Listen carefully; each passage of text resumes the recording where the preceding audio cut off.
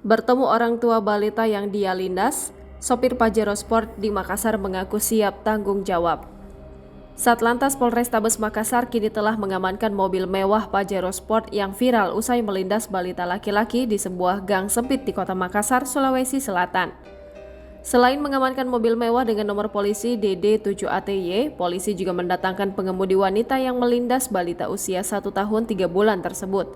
Wanita yang diketahui berinisial AT itu datang bersama sang suami di pos unit Laka Satlantas Polrestabes Makassar, Jalan Todopuli Raya, Kecamatan Panakukang, Kota Makassar, Sulawesi Selatan pada Senin 4 September 2023 malam. Di situ wanita pengemudi Pajero Sport itu dipertemukan oleh ibu korban yakni Arni. Di hadapan polisi dan orang tua korban, wanita pengemudi Pajero Sport mengaku sudah bertanggung jawab usai melindas sang bocah. Saya sudah bilang bawa ke tukang urut, nanti saya ongkosi. Saya bilang begitu. Setelah 3 hari saya tanyakan lagi, sudah dibawa ke tukang urut, ucap AT di hadapan polisi. AT juga bilang dirinya siap bertanggung jawab dan siap menanggung biaya perawatan sang balita jika harus dirawat di rumah sakit. Saya ikhlas ongkosi ini anak sampai sembuh, ucapnya.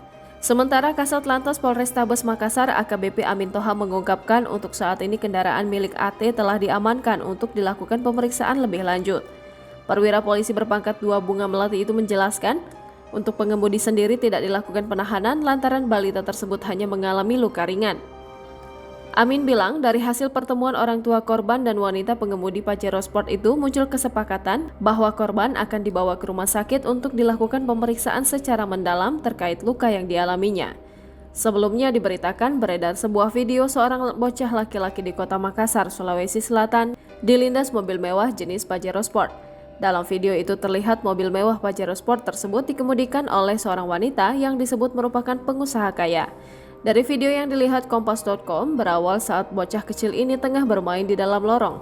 Tak lama muncul Pajero Sport berwarna hitam. Roda depan Pajero Sport itu pun kemudian melindas kaki sang bocah hingga terjatuh.